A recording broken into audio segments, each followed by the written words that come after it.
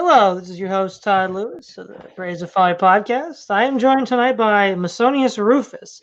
This discussion tonight was partly inspired by a previous series of interviews I did with Keith Gressman, where we discussed the sort of nuances of pan-anarchism, what that looks like, translating it from just a series of talking points to something that we can actually think about and envision. And I thought, well, I've known Rufus for a while. He's sort of a Kinist, and I think Faith and Heritage, the Kinist website, sort of in January ended articles, and even they didn't really fully explore all the nuances of implementing such a society in the present day.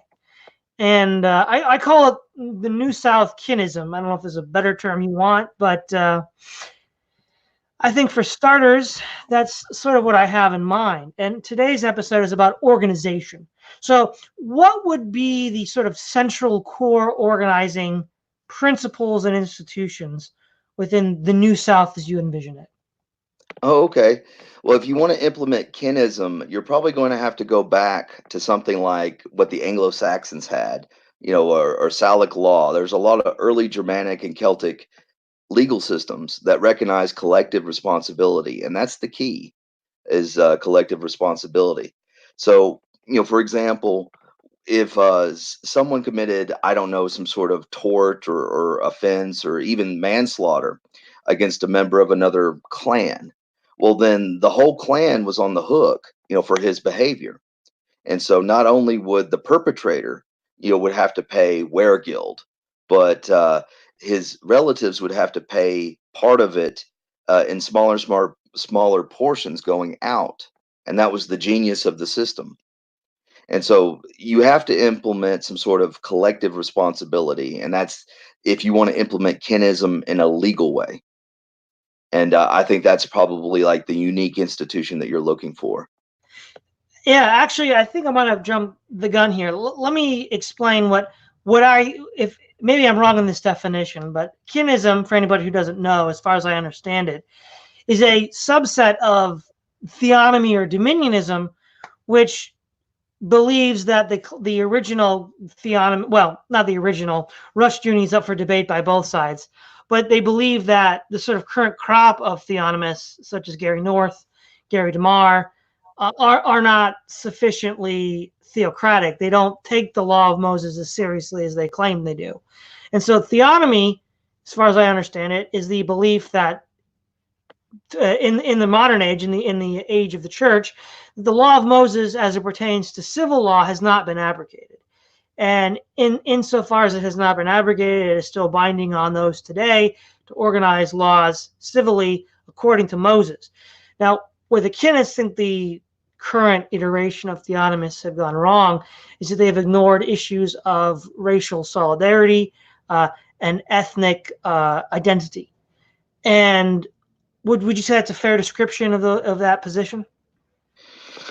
Yeah, everyone wants to avoid identity issues like they're radioactive, understandably, because they don't want to lose their jobs and such. And being integrationist, is the universal morality of the West. Everything must be integrated and colorblind, but not really colorblind, right? Because it always works out to be that whites need to give, and that no other ethnicity, that sort of thing. It's modern identity politics. Everyone knows what's going on with it on the right. But if you want to implement this, theonomy, you have to read the Old Testament and see what God, believes, or how he arranged Israel. And he arranged Israel into tribes. And Israel was a nation. They shared the temple, and they rendered sacrifices collectively, for their collective guilt at that national temple. But then each tribe had its own lands, its own collective property. And then there were rules that pertain to tribes. So the courts enforced these tribal identities. They were real. You know, and the most famous example that I use over and over again is the Jubilee. Because every 49 years or so, they have to give back all the land to that tribe that it's lost through debt. and so they get the original full, tribal homeland back. And that was instigated by God. That's what He wanted. And so these tribes are corporate entities that have rights that are recognized. And so if you're going to implement what God wants, from the viewpoint of like collective identities, you have to have laws that respect tribes and nations, that sort of thing. And anyway, that's what I'm No, that's what theonomy needs to do. and so obviously the Kinists would say they're the real theonomist. It's just that the people that go under the name theonomy, they believe to have not gone far enough. Well, they did all the good groundwork because basically, they started out with the key insight that there is no right or wrong without God. There is no good or evil. And so you need to ask yourself, what does God, believe is good or evil? And there's only two sources. There's Scripture, His revelations, and then there's also prophecy, but a lot, that's a controversial subject. Latter Day Prophets is controversial. But then there's natural law, and natural law is like, well, He made the earth this way, He made animals this way, He made us this way. We can learn what He wants from observing nature. Anyway, like, uh, if you're going to implement a system based upon, what God wants, a legal system, a polity, well, then you're going to have specific structures and your legal structures to do it. And we have the militia, we have judges, we have all sorts of institutions and rules regarding them in the Old Testament. So no, I don't really fault Gary North or Rush Dooney or Demar for not going far enough because they were just the first generation. Well, this is the second generation, and we're fully in the midst of identity wars. So it's time to deal with tribes and nations. You It know. might also be the case that when they created theonomy, this wasn't yet such a big issue.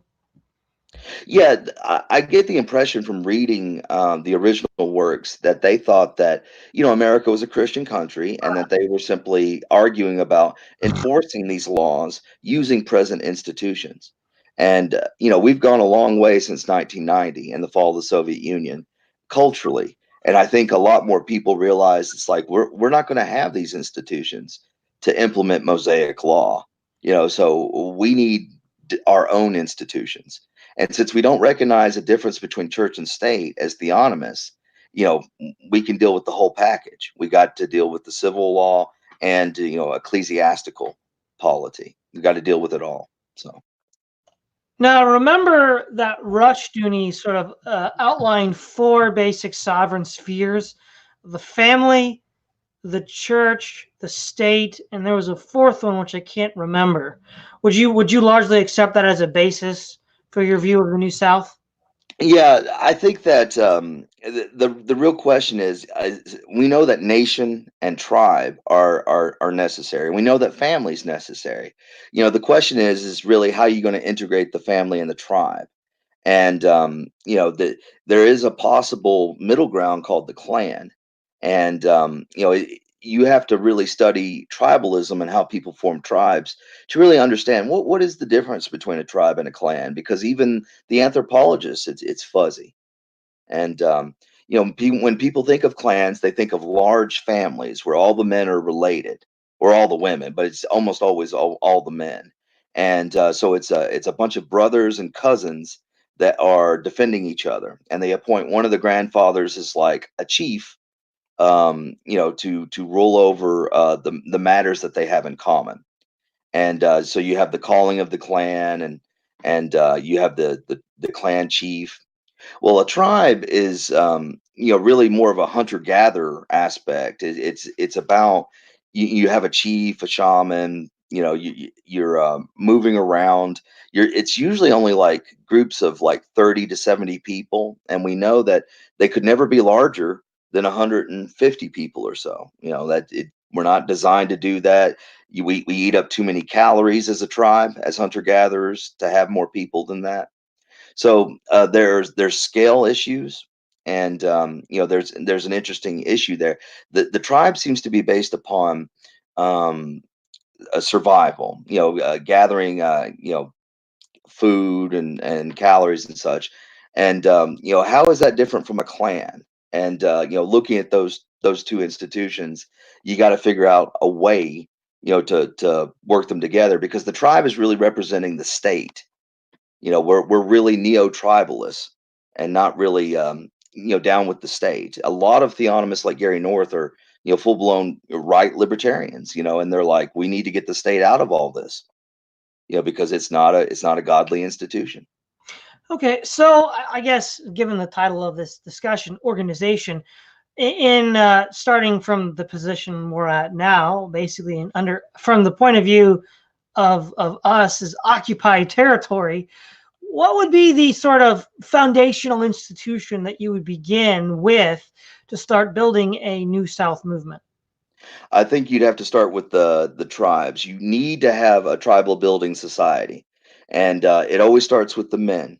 Because the women are almost a foregone conclusion. If you have a group of men who are working together and using mutual aid to aid each other and to own things in common and to take care of each other, well, they're going to be successful. And wherever you have successful men, the women will follow. They'll want to marry those men. They have good prospects. And then that's how you're going to be setting up families. I think a lot of right wingers want to start with families, but it's like we need to really start with the Männerbund, don't we? We need to start with the relationship between men, because it's really that mutual aid between these producers which is going to make them successful, and then we can start setting up families. So we need to organize groups of men, of right-wing men, theonomist men, to build these tribes, and then we'll have a tribal building society. That's the first step. Okay, so would it be fair to say that something like men's fraternities, which of course are now illegal due to discrimination laws and all that nonsense, but male fraternities, like what used to be something like, well, how the founding fathers organized their revolution. There were these male fraternities. They used to go drink at the pub. The Lexington and Concord, the first shot that started the revolution, they were trying to chase Sam Adams and John Hancock, who had just left the pub. Yeah, yeah. You're going to have to make fraternities, and there's these fraternities are very old nonprofit institutions that are recognized, by state and federal governments, and there's a lot of different choices, that you can choose. You got to have an all male fraternity, and you can't ever allow women, to vote as equals to men, because you don't want to divide households against each other. So basically, each man represents each household, and there is a primitive democracy, nothing like modern democracy that right wingers are always railing against. But this is simply the idea that they are all owners of this lodge, of this fraternity, and as owners, just like in any corporation, they are going to get a voice in what they want to do with this common property. And so they need to have of vote. They need to vote. And I know that can be very controversial with some reactionaries, but I see no way around it. Any other way would involve immediately creating a dictatorship where maybe they vote to appoint a chief, but then he rules like, the dictator or something. And, that's not going to, there's no way to guarantee that he simply will not parasite off of them if they do that. So. Well, yeah. Now, the next episode will be mirroring what we did with what I did with Keith Preston, discussing a sort of national liberation. But we're not going to get to that point today. But as far as starting from nothing, which is I guess where we're starting now, and then getting to that point, the first stage was creating the Mannerbund, creating the clan connections. So what would be the next step in the organizational process? Okay, once you've created the network, which is basically what we've done at ID, is you put out good content, and that's like bait. You're fishers of men. You're gathering people together that agree with your ideas, and and content creation can become an end in itself, but we're using it as a means to an end. To gather the right kind of people. Once you gather the right kind of people together, you got to network, and I'm afraid that the best thing to do is to actually have an entity, a legal entity, because a lot of people are not going to want to hold property in common, invest, unless the courts, Caesar's courts, back them up. So this is just a practical matter, not theory. But I think you need to form a legal entity at that point. Otherwise, someone can run off with the treasury, and Caesar has no interest in chasing after him. Exactly. One problem that would be a problem during this entire process is what means within this new nation would be available. How would results within the organization be resolved? Okay. Well, it's just like there is no magic to the state. So the state, resolves issues, and the best way to resolve issues is to have arbitration, and arbitration can involve a full-blown trial, where evidence is presented, because that is a wonderful uh, gift from Anglo-Saxon civilization that we're going away from. We have entered a world where prosecutors just basically threaten you to get you to confess. It's like the Middle Ages in modern day United States, and it's much better to have a trial, and so that the community gets to see what evidence that this event took place is, and then you arbitrate the dispute using this evidence. So. So basically, classic English common law, but within this particular organization. Yes, yeah, you have to set up, and this is going to be another thing. It's just because we create an entity with the state, like some sort of nonprofit. That's just so that to get everyone into it. Once they're into it, we're going to have our own parallel institutions replacing the state, because we want to arbitrate disputes between these brothers. And this is absolutely legal. This is highly arbitration, private arbitration is encouraged by the United States, by Western governments like the UK, because their court systems are so overburdened. So that's why there's Sharia law courts throughout the entire United States. It's doing private arbitration, and so basically we want private arbitration too, our way. Now, what role do you see churches having in this organizational process? Yeah, I think that the church is a parallel institution. So when you look at a church on Sunday morning, or whenever your Sabbath is, Seventh Day Adventists go Saturday. Well, when you look at it on the Sabbath, it is filled with families. Men married to women, they have children together. They're all listening to a pastor, give a sermon, or a priest, perform, their Eucharist ritual.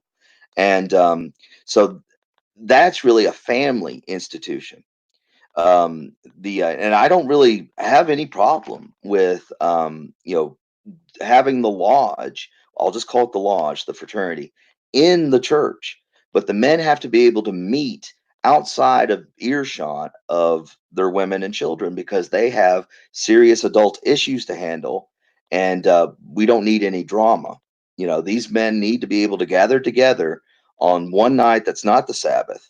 So they can do all this in church. It's just the men are bun, the lodge, the fraternity is about the relationship between men, just as it's none of our business what's going on in the household. We give them privacy.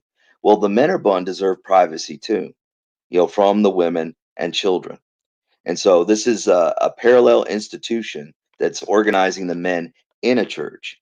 And frankly, if you all don't have the same religion, in this case it's Christianity, well then your oaths to one another are not going to be meaningful. So all these men need to be Christians. But it's an interesting question whether or not they all need to be in the same denomination. I would prefer it right now at the beginning if they weren't, because I want to cast my net wide and grab Protestants, Catholics, Orthodox. And, and what do Christians do? True believing Christians do when they gather together, they argue over theology. And so we need to have a rule against arguing about that. There are things that bring us together, values, and those need to be the rule. and not the differences between denominations. But I might be going off on a tangent for you there, Todd. I don't No, know. no, no. One thing that I think is directly pertinent to this stage of, for lack of a better word, I'll just call it the New South, um, is you've mentioned in other contexts the idea that the early church was a sort of a secret society, and that we've forgotten that as Christians. And you've also pointed to examples from the Masonic lodges. So, how do you envision the lessons being learned from the underground church, the Masonic lodges, as feeding into this underground society mentality? Well, I've looked at two institutions that right-wing Christians usually hate, but they've been very powerful. And one is the lodge system, which the Christians didn't used to hate that. That is a very modern thing. But Catholics have always hated, Masonic lodges because on the continent they were used to organize revolutions, secret revolutionary groups. In the Anglosphere, they organized the reactionary patriarchy, and so it was a very opposite thing in the Anglosphere than on the continent, where they operated underground. But I've looked at the lodge system, which, by the way, is where the Knights of Columbus come from. The Knights of Columbus is American Catholicism's gift to the world. And where did they get the idea? They got it from competing with Freemasons. They created a parallel Catholic Masonry, if you will. And then the other organization is the Communist Party. The Communist Party was not like a normal party, it was a secretive institution. And at the bottom, it had cells. So if you look at these lodges, cells, you look at the successful revolutionary organizations, you need to take what works, from them. And frankly, Christianity has been persecuted in the 20th century within living memory. The worst persecution of Christians since the Roman Empire has occurred in the past 100 years, but it was mostly Orthodox Christians that suffered it. But it was full blown, being tortured horribly, being horribly persecuted, executed, all that. And the churches in the Russian Orthodox Church or in the Soviet Union, even Mennonites infiltrated the Soviet Union and had a huge history of like secret organization. And it's fascinating. They had to have birthday parties, which were really gatherings because they weren't allowed to gather unless they were registered with the state. And so that they did maskirovka in the Russian fashion, to have secret congregations, secret sermons.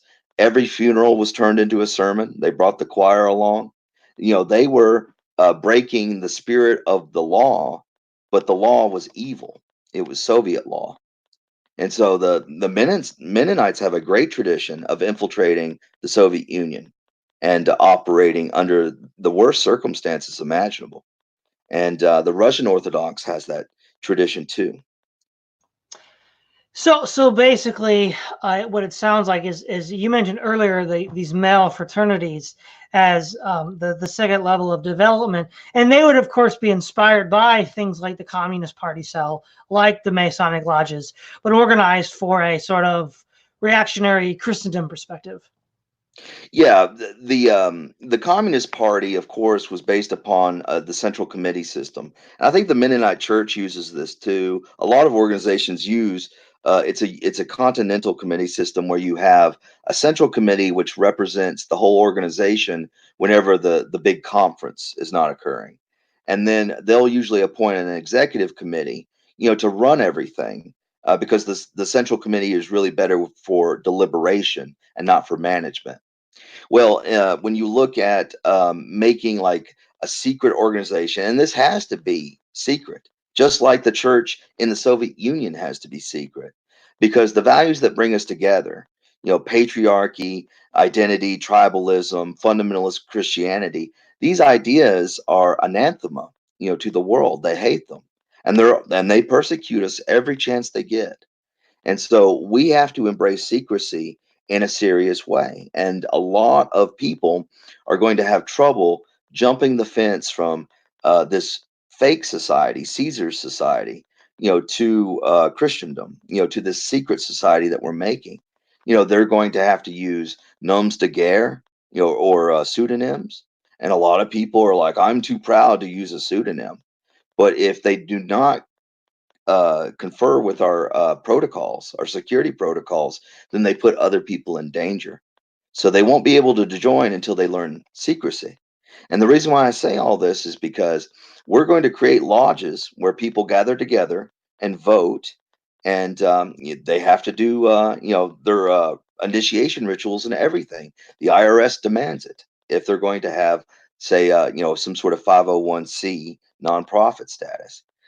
But when those lodges aren't meeting, it would be best if the guys were organized into cells, communist style. Cells would be a good daily meeting. So instead of having the whole lodge meeting every night, you can have cellular meetings, and those are much more safe and intimate.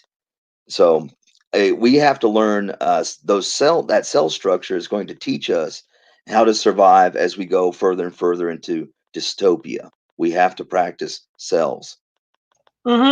One related question. You mentioned that you would prefer that, at a minimum, they all be Christian, though not necessarily the same denomination. The other question would be, what, if any, racial criteria would there be for membership in these organizations? Yeah, in the Bible, the tribes, they you marry another woman from your tribe almost always, right? So these tribes are going to end up being all related to each other, even if they start out with a bunch of men that aren't. And then you have to have a tribal versus family compromise. And the hunter gatherers that were tribalists, they said you can't marry parallel cousins. And when you look at what parallel cousins does, it's very they were very wise to forbid that, because it's a male lineage that's not sharing its women with the other male lineages. And so, you're going to have rules where they marry each other. And I bring all this up because you want the tribe to end up being a real ethnic group, like Englishmen or Germans or Italians or French. You want it to be a real ethnic group. And so that they all need to be endogamous and marrying each other. And the more they marry each other, the more it solidifies the bonds between the men that form the tribe. And so you you need to have a cutoff point. Once you get enough men, you're done. Now you're building another tribe in the nation, because you have enough men for this tribe, and let them decide if they want to let in new men.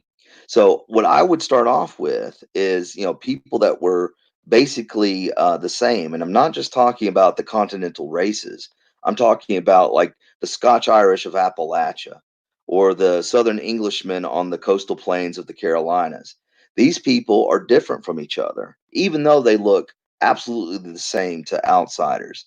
And it's like, well, this is really who I want to organize into these tribes, are people that are the same, because then their language and values and what they're going for is going to be the same. And once they get up to critical mass, we cut it off and we let them decide if the tribe is going to adopt anyone else in the future. So you start off trying to organize the same groups of people, because that's going to minimize all the drama that's going to come from someone's kids. I don't want my son to marry her. You know, well, if they're similar to each other, that's going to decrease that drama. Exactly. One of the issues that came up a lot in the alt right when it was still more active on the internet before Charlottesville was what to do with allies of color. And I think Greg Johnson more or less said, well, that's nice if we have them, but don't count on it. What would be your position on the ally of color question? Oh yeah, that one's pretty easy. It's like tribalism is universal. I believe that the God of the Bible and nature has decreed tribalism. That's what He wants. And this whole state, Tower of Babel, giant migrations, all the modern stuff we have is an insult to God. It's something we created, and they will fall, because they're doing it in defiance of the Lord. So I encourage, let's just use blacks. Whenever you're dealing with Southern nationalists, everyone's going to want to know, what are you going to do with the Negro or, blacks? And it's like, well, they need to be tribal. In fact, taking away all their institutions has been disastrous, right? Since 1965, they lost all their black schools. The gap, the test gap that was closing, is opening up again. They've destroyed the black family. Caesar has, by paying people not to get married. They need their own tribes.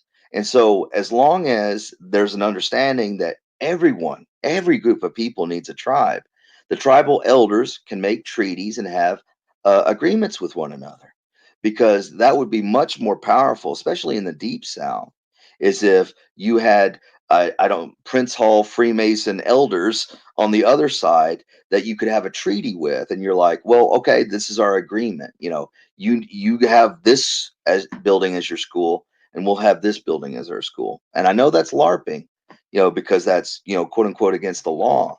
But there's a lot of things you can do privately that you just can't do with public funds.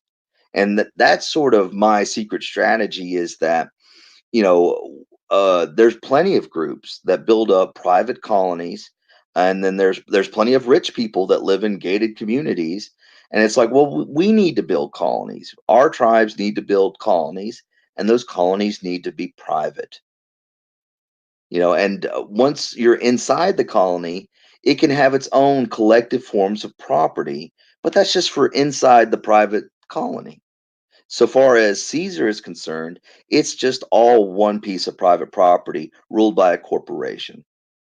So So, so basically, forcible removal, Hantapa's covenant and communities. what, say again, Todd? Forcible removal? Yeah, that was that line with the free helicopter ride jokes, and Oh yeah, oh yeah, they were yeah. saying Of course, that. we got forcible removal from Hans Hermann Hoppe himself.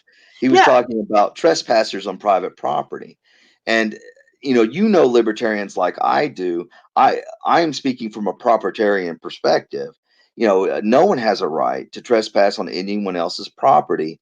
And I'll add that just because maybe 12 men own this property, that doesn't mean it's not sacrosanct anymore, because it's owned by a collective. In fact, libertarians have no problem defending the corporate property of Walmart. So just look at this as collective property too. And it's not based upon the state.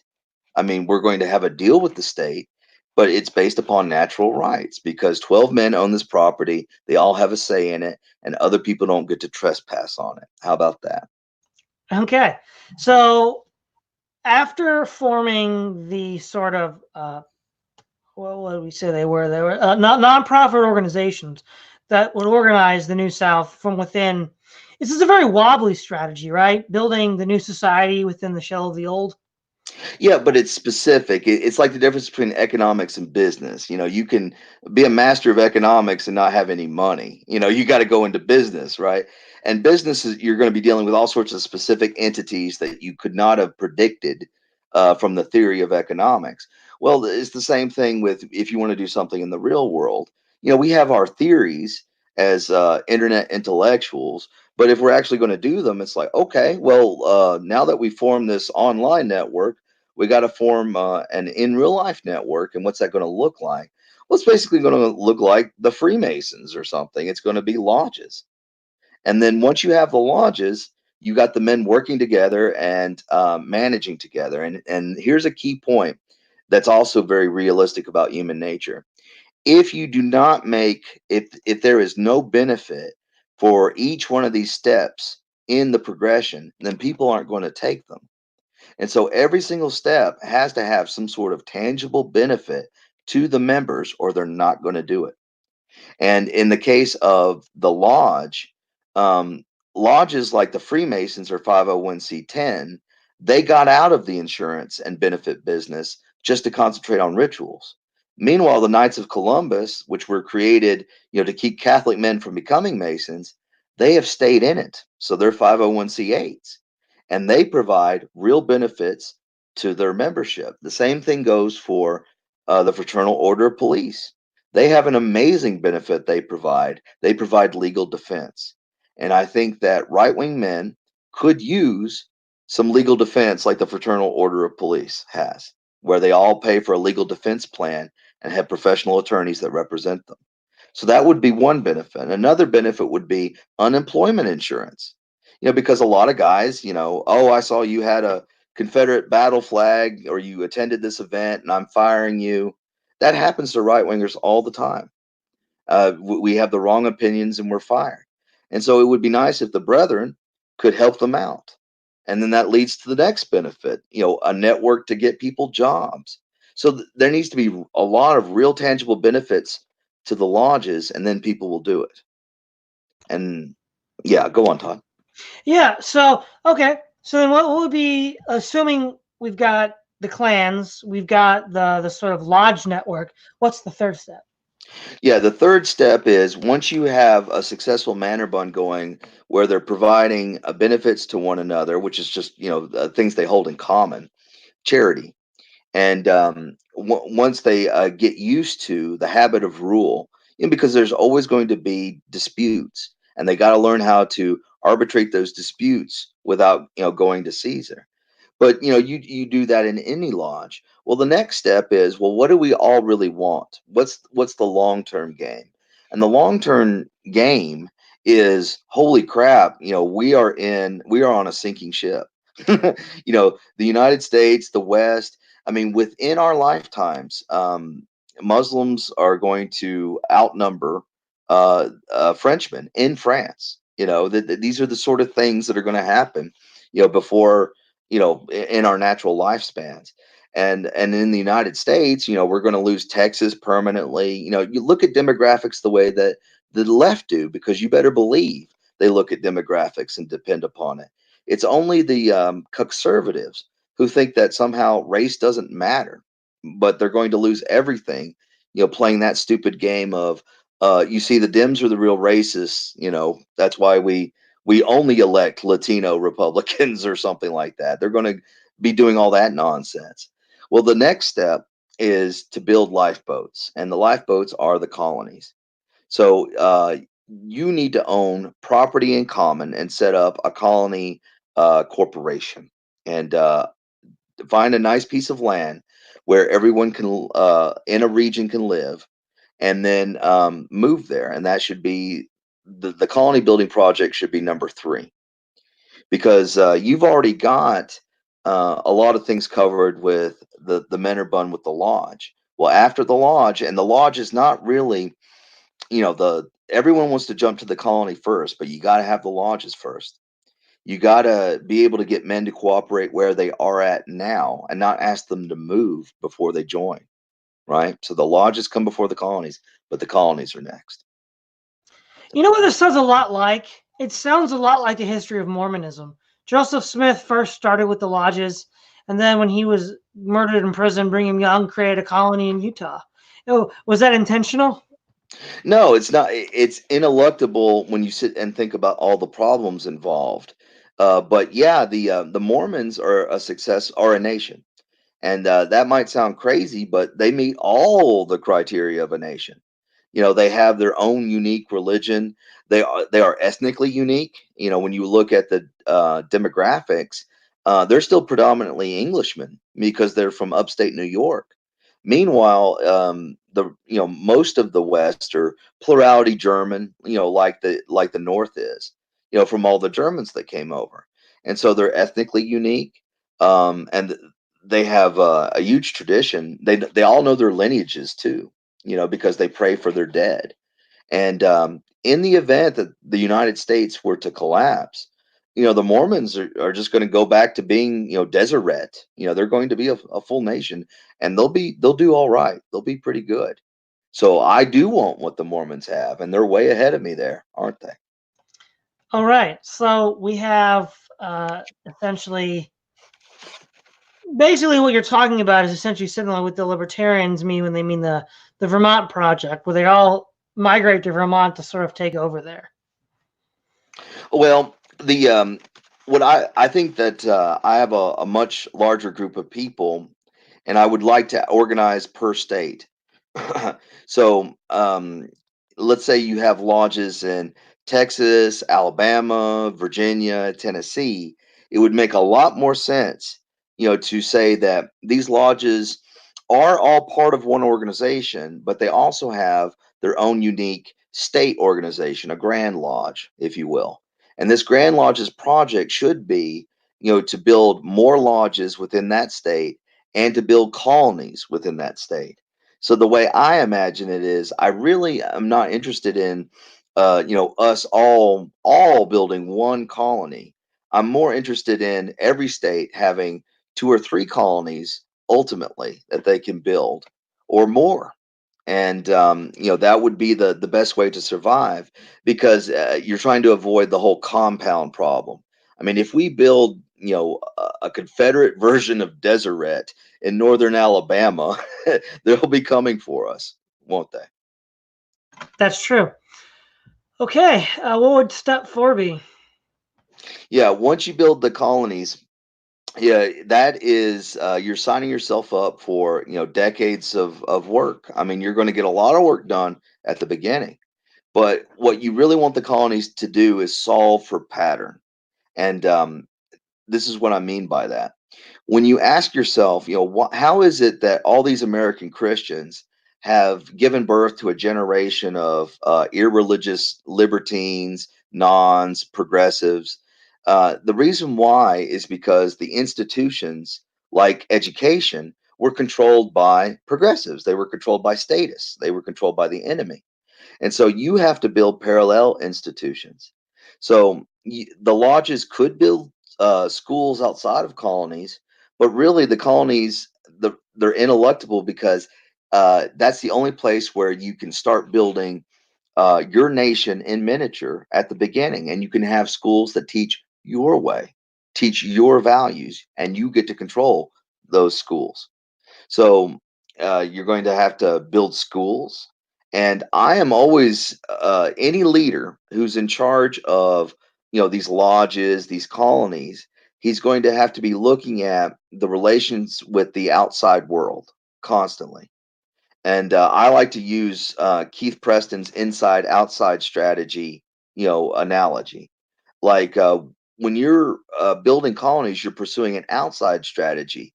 You're setting up something that can succeed even if the rest of the world falls apart. Because you're not interested in saving the system, getting inside the system with an outside strategy. But when you're building colonies, you're building up successful lifeboats in case of collapse or civil strife. You're also building institutions, your own churches and schools, in order to reproduce yourself culturally. But you're also going to need to be interested in the inside strategy, because the inside strategy is, well, what do those politicians in the state assembly or in Washington D.C. in Congress, what do they think about what you're doing, right? And because if you do not send people there that support you, then those institutions are going to turn against you and maybe like try to take all your stuff, like nationalize your accounts and take away your nonprofit status, all this other stuff. And so you need to have an inside the system strategy, not to save it, which is what everyone else wants to do. They all want to work inside the system to take it over and impose their values from above. It's like, no, I'm interested in sending a rear guard, to Atlanta, to Washington, D.C., to keep those people off our backs and to buy us time. Because I don't want the United States or the West or any of these countries to collapse, but I have to hedge my bets like they are going to. But if the inside the system strategy can buy us time, or can even prevent the collapse, I would highly support that. So when I think of step number 4, I think of an ongoing inside the system strategy of trying to delay, our enemies, the cities, the great big blue cities, from coming after us and destroying us. Sort of like what libertarians talked about, infiltrating the Death Star to confuse, hamper, and destroy it from within. Yeah, but that's really a late strategy, isn't it? There's a whole lot of other stuff you need to worry about first. I think one of the key insights that leads you to colonies is that, like, say, we have people in the future, and I know a lot of right wingers like this. They're brave men that fought in the army, and they have rifles, and they're never giving them up, right? Well, if you get enough Latinos and Democrats voting, one day it'll just be outlawed for them to have those weapons, and then they'll maintain the fiction or the idea that, well, I'll just bury the weapons, and then for the coming civil war, where we'll settle everything, and I'll get my freedom back. And well, your grandson is going to be going to progressive school, and when you show your grandson these weapons as you get older, he'll simply report you to the police. And then the police will come and get them.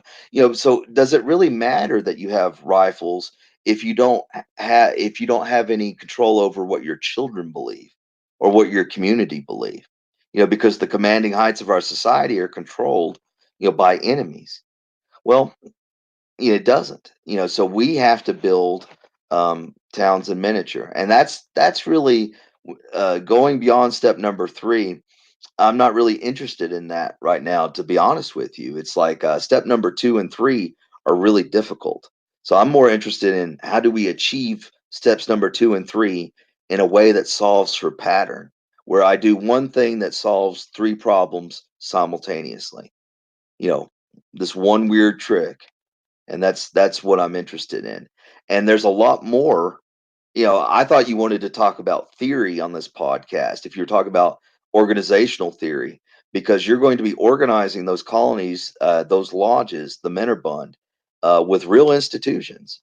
You want to talk about that, Tom? Well, sort of what I was hoping to do, and I think we've done it so far pretty well, is sort of paint a picture of all the steps that you believe would be necessary to pass through to get to some sort of Southern independence, however that happens. Yeah, the key with me is that I don't believe a nation. I believe that the having a sacred relationship with the soil. I believe in that. But what is a nation? A nation is a group of people. If all the Southerners got on horseback and rode out west, the South would be out west. It's when Israel was still a nation, when it was in bondage in Egypt. So, you got to work on your people first, and not worry about inches of soil, or don't worry about the soil so much, or the area. Oh, we're going to take back all the South. A common problem with Southern nationalists is they want to secede first and ask questions later. But that's what we did during the Civil War. And if we had done it in the opposite direction, our independence would have been secured. If we had gotten together and organized and planned for what was about to happen, then seceded, no one could have taken our independence from us because we were so good on the battlefield. We would have had the logistics, to secure our independence. And so before you ever fire a shot against the enemy, make sure that you have the logistics, to feed, clothe, take care of your people, train your soldiers. That's a lot more important than simply, and I'm not just getting onto Southern nationalists, all, right wing conservatives, in their blood, they want to go fight. They want to go win and show the enemy who the real man is. And it's like, well, it doesn't really matter. Even if you went and got a little victory today, what matters is the long term. And in the long term, you're a complete loser. Everything you have is gone. It falls apart. Your values, no one has them in the future. So let's think long term, and let's worry about the strife and the fighting and the malicious stuff later. Let's do that later. Well, I think actually this would be a good point to bring this question up. Is following the same pattern with Keith Preston. Next episode will be what a Southern War for National Liberation might look like, or what would need to be done. Sort of like, okay, what did the South do wrong last time? What would they do this time? What would you, okay, in a hypothetical scenario where the United States doesn't collapse peacefully like the Soviet Union, but instead collapses more along the lines of Yugoslavia, and or even worse, the residual federal government tries to reassert control over say, increasingly unstable fringe regions like the South or the Southwest, which could be Azatlan or whatever. What would you like to see in place before that moment, before that Rubicon is crossed? What would need to be in place? Okay, well, yeah, I would need colonies that were producing lots and lots of my people. Christians, Southerners, right wingers, and they would need to have an inside the system strategy where they had politicians that they bought off or put into office or whatever, and then it would be if the strife was on, what's there's all these different scenarios that could occur. So let's say that, like you said, the collapse doesn't occur, and we simply have, I don't know, a Latino majority, Democratic majority in Texas, and then they start trying to bully all the white minorities, saying that, the only reason why you guys have stuff is because of the history of white supremacy and imperialism, so we're just going to take your stuff. Well, I can tell you this, that you need an army, to back that up. And the United States, it's not clear to me whether or not we're going to have an army that can win wars by the time that we go minority white in 2045. And I'm just telling you like it is. We already have a navy that can't steam boats without running them into other boats, and and the army has uses white Southerners and Westerners, but Southerners especially, to do all the combat operations, all the dangerous stuff, and the diversity, all the non-whites in the military. They're not really there to die for America, to fight and die for it. They're there for the college money, and they populate the rear echelons. So if all you have is rear echelons, and these people don't like each other anyway, I think that basically I think they're going to fall apart. Now, I say all this because if in that situation, you're going to go from pacifist to start acting, within the system, because I have chosen a perfectly passive route with regards to the system.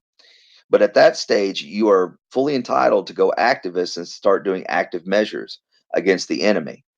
And the thing that you would want is an organization like, the Communist Party that could do agitprop and start turning enemies against each other.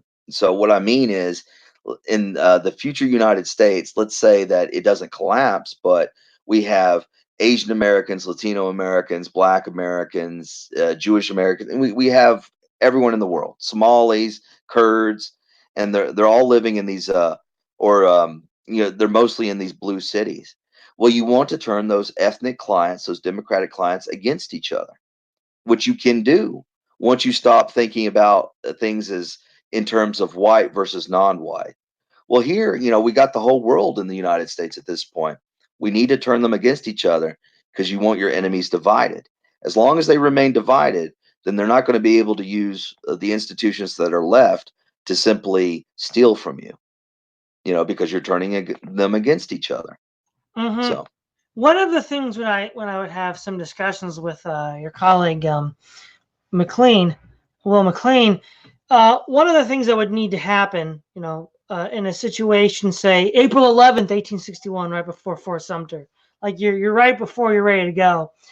Probably something like what Israel had, right? In the 1920s and 30s, they had paramilitary forces, the Haganah, the Palmach, which later then became the nucleus for the IDF and the War for Independence in 1947.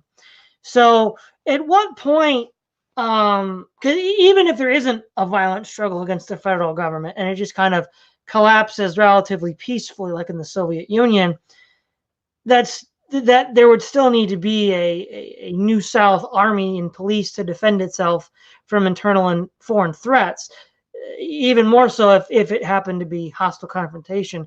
How would you make that leap in the underground secretive mode from, say,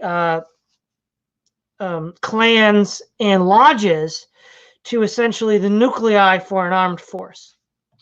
well, if you got a bunch of colonies in every state, like say several colonies per, and I always think of the South, I don't think of the rest of the United States as really my country, honestly. but you have several colonies in Tennessee, Texas, whatever. Those are going to be producing. They're going to have a lot of people that they're producing, and so those are the nucleus that you use to build any other organizations on. And let me tell you, Alex Kurtagic talked about these fantasies of collapse, and he pointed out that winners look like a government in waiting. So you guys already have a government, and you even have agents inside the system which do your bidding, right? So you've got the government in waiting part, and winners. When it comes to war, well, they're already going to have a pretty good army. So there's going to be a lot of fellow travelers, allies that are like, well, I always thought you neo Confederates were just racist, terrible people, but now that I see that you're right, I want to sign up. I want to join. So there's as long as there's more of our people in the South, we have more people that will join us. And human nature is that, people don't listen to you even if you're right, unless you look successful. If you look successful, then they want to join you. And I've told our people that, here at the beginning, it might be hard to find the right people, but near the end of when we're successful, we're going to have to be excluding people left and right because everyone wants to join a winning team. So what I'm saying is you need to be organized and be a government in waiting. So you don't need this horrible government that's left, that's causing, the future problems. And you need to have, basically your own army. And so before you have that army, you're going to have to practice. And the first place that you practice is probably in those cells, that are attached to the lodges. These cells can do all sorts of, fun activities and not just shooting at the range. But, it's just like college fraternities. They like to sneak around and surprise each other, shoot each other with squirt guns, maybe. I know this was controversial when I said it, weeks ago, but I've seen fraternities kidnap guys, to take them to the ritual and stuff. Well, that's all fun and games, but you could also see it as field craft. It's good practice, and so you would probably already want these cells practicing for years before you would ever have to use them. So you gotta have a game that you play that keeps you sharp for war. And the cells game would be like, well, let's say we don't ever let a candidate right into the lodge to see everyone's face. We want to practice compartmentalization and keep out enemy infiltrators and keep them from knowing stuff. Okay, so these cells, they're going to go grab the guy and they're going to initiate him. Let's do that. Or that way we have these cells protecting the lodges. So you're practicing, and these cells can become squads if they ever have to become militia. You see, and they can work together, and we can slap them together to form platoons and companies. And they've already been practicing fieldcraft and such. Or you go on a camping trip, and it's a lot of fun, but it's also a lot of good practice for living outdoors and that sort of thing. So you want to practice how you play. You want a system which it will do perfectly well if the system never collapses, but it's also preparing them for when if it does collapse. There you go.